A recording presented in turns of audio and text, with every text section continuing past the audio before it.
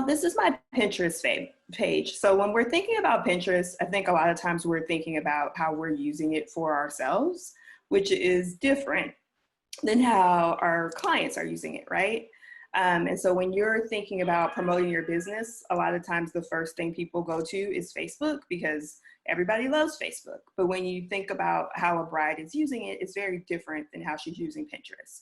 So you may be on Facebook and you happen to see your friend got married, or something is happening, or somebody's posting some flowers that are beautiful, and then you stumble upon the new vendor. That's definitely something that happens. A lot of people book a lot of clients through Instagram, but typically brides are not going to Instagram to plan their weddings, right? Like you're on Pinterest doing that. You're creating boards for your planner. You're creating boards for your friends and family as you're planning. And so when we think about how we want to position ourselves, we want to be where they are when they're thinking about planning, when they're thinking about spending money. And the cool thing about Pinterest is it's more of a search engine than it is a like stumble upon social platform. So when you go to Pinterest, you're typing in wedding at the Dallas Arboretum. Sorry, my 4-year-old is like doing his thing in there. But you're saying wedding at Dallas Arboretum. And then all of these pins are coming up for that venue. And then if your pins are tagged in a way that they're searchable, they'll see like, oh, this photographer works at the Dallas Arboretum, and they can click on that link, go to, like, if you have a beautiful image of one of your brides getting married at the Dallas Arboretum, they may say, oh, this is a great picture. I wonder what else they have on this blog post. They can click through to your blog, and then hopefully you'll have like a pop-up asking for their information, giving them a freebie, which is something we can talk about later, but some way to like capture that traffic. Or if they like you enough, they could just go to the about page and, send you a message and say, hey, I want to know more about what you do. But the idea is that it's almost like a Google platform. So you really have a good chance of getting found if you set yourself up in the right way. But a lot of times people are not thinking about Pinterest that way. They're just thinking about it as something to do to kind of get themselves to post pretty things. And that's great. Like, that's how I always used it before I had a blog. But when you're thinking about attracting your ideal clients, attracting clients who are at a higher price point than what you're at right now, you really want to be strategic in how you're using Pinterest. And so I'm showing my page here so you can kind of see how I set mine up. I am not like a Pinterest like over the top, amazing person. Like, I've been learning kind of as I go. And you can see I have almost 300,000 monthly viewers. That has been higher up to like 330 at one point, mostly because like a few pins have gone viral that I posted, but I'm getting decent traffic. And I'll show you a little bit more about that in a minute. I'll show you behind the scenes on traffic and views and things like that.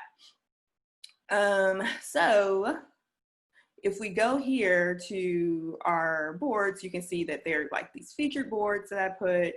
And the way I did this, and I can show you on another video if you guys are interested, but I looked at the stats on my boards, and the ones that were the most popular were the ones that I went ahead and put, I went ahead and put as my featured boards. So those will be the first ones brides see if they happen to go to my page.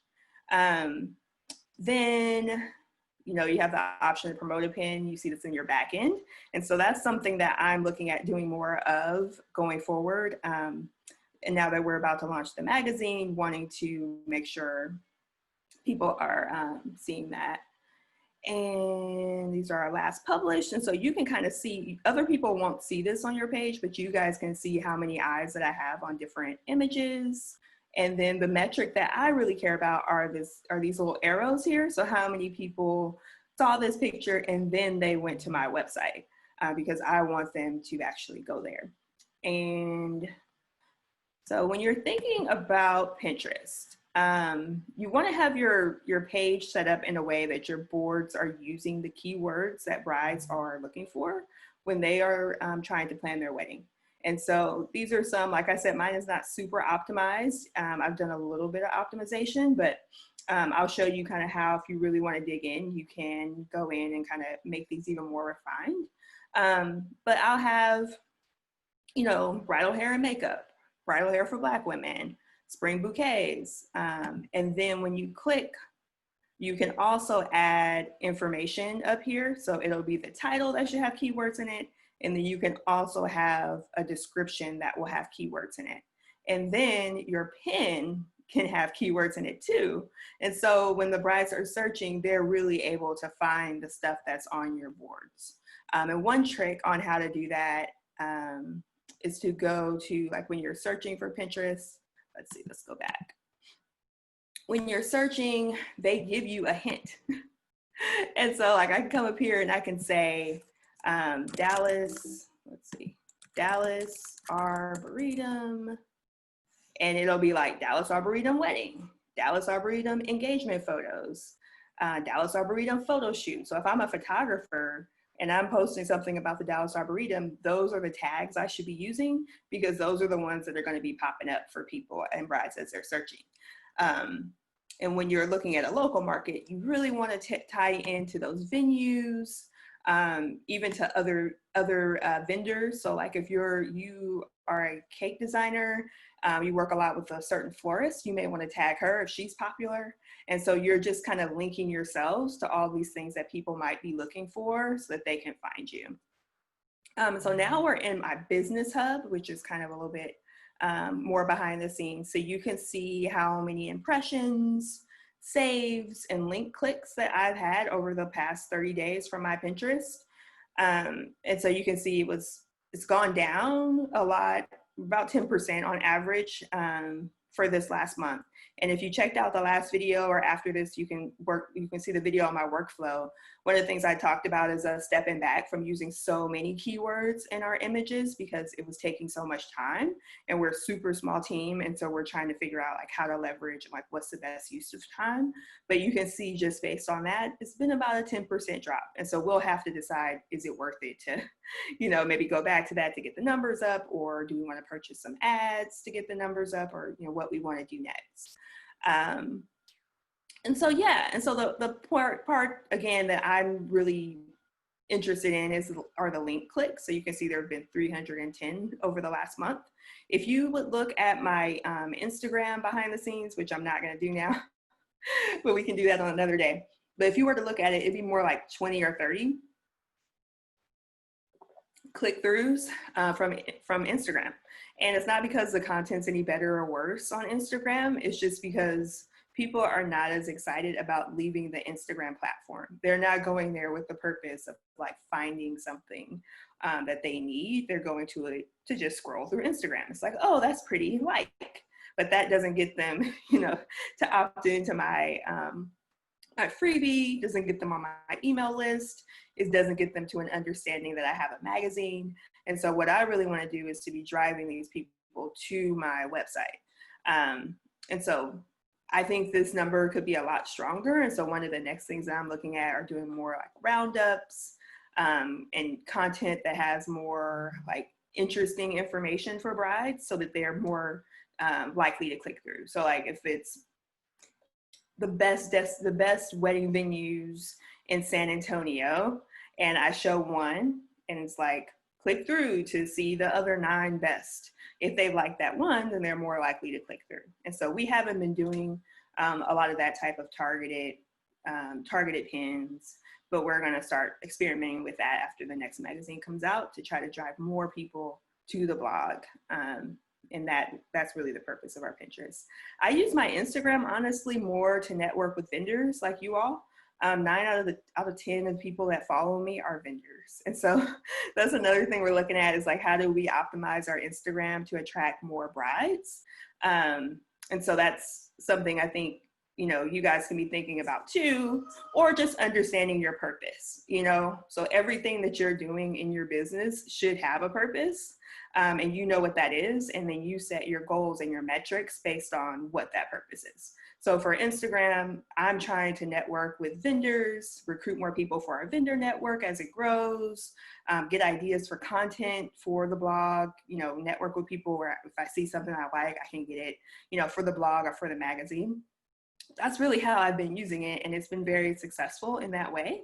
But if I were to go after brides, that would get me a larger following because there are more brides than there are vendors, right?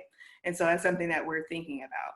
For Pinterest, that's where brides are living, right? They're doing their boards, like that's where they are really, you know, focused on building out their wedding. So it makes sense for us to really put a lot of energy into optimizing our Pinterest and making sure that it's a place where brides can find us. And I see it too as an equity piece, because if you go through Pinterest, there's not a lot of diversity on Pinterest. And so when we're putting out content, that's giving brides that look like us another opportunity to be able to see content that really resonates with them. And especially like hairstyles and things like that, we want to make sure that there's representation there. So that's my argument for why, if you're not using Pinterest for business, you should consider it.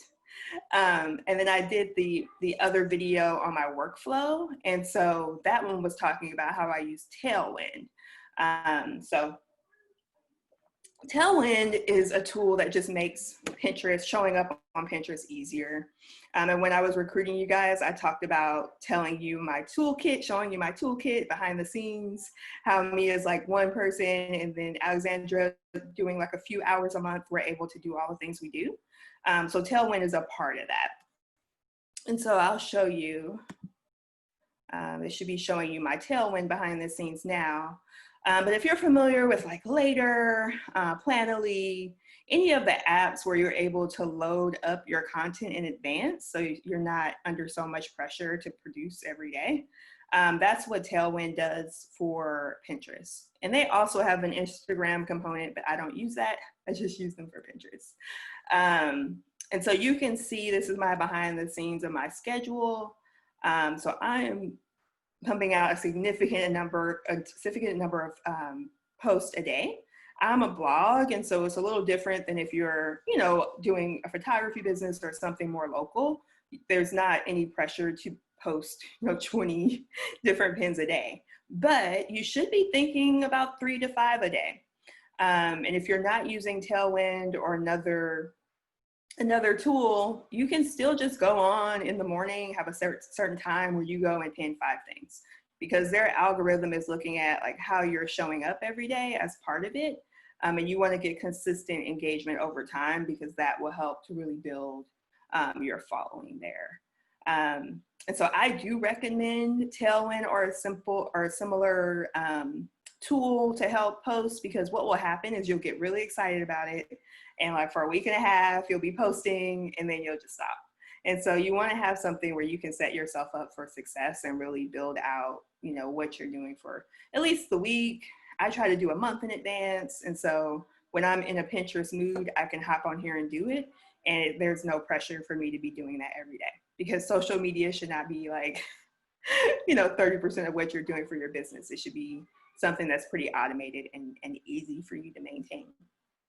And so you can go back to the other video, and that will walk you through kind of how I move my stuff from Pinterest to Tailwind.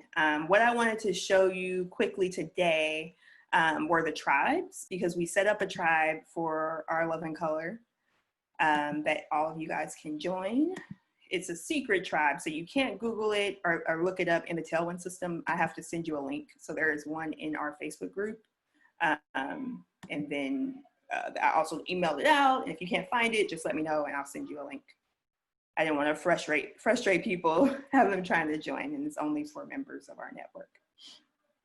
So Tailwind will let you post up to 30, at least on the plan that I'm on, 30 pins a month in Tailwind tribes. And what that allows is for us to create this space where we can find each other's pins more easily. I guess that's the easiest way to explain what it does. So I'm clicking through here now. Oh, okay. So it's not showing me new. There would have been new pins right here because I've already scheduled all the ones that were scheduled in our group. And so what I did was there were nine pins in here. I picked boards that were relevant on my boards, and I scheduled those pins to go out. So now when I'm posting, I'll be including the work of one of our tribe members. And so if you guys join Pinterest tribes and you put your stuff into this group, then I'll be able to easily make sure I'm sharing your stuff on Pinterest, which can be helpful. And then you would have this button here that's like, it says yours. So those are the pins that you have added to this group. And so these are the ones that I've added. And so if you were a part of our tribe, you could come here, just type the board in your Pinterest account where it would fit. So this might be like bridal gowns. You can make any changes to the text and then you add it to your queue. So you're not flooding Pinterest with pins from Our Love and Color or your other tribe mates. You would be, you could spread them out. So you can go through here, no pressure to add all of them to your queue, but you go through and you kind of find things that you like and then you share them. So this is a way that a lot of communities are supporting each other and making sure that their work is getting out to more people. And that's something that, you know, behind the scenes, you see these Pinterest pages that have all these followers and you're like, how are they doing this? They have tools, they have communities where they're working together and they are promoting each other. And so as an organization or a business that is promoting Black brides and wanting more of those images out there, this is a really good tool for us to be able to do that. Because when you're looking for pins, you know, if we have 30 people that are in here consistently adding, you're gonna have a ton of content that you can draw from with brides that look like the brides that we're trying to celebrate. And you can easily go in here and it helps you add content. Because one of the hardest things when you're showing up on Pinterest is feeling like, you know, if you don't have a ton of great photography or you're not a photographer, feeling like, oh, I don't have enough good stuff to share. And so these types of communities give you that extra content. And I can also go, so if I go to my tribes here, I have some other tribes that I'm a part of, so I can go and show you if my computer will cooperate.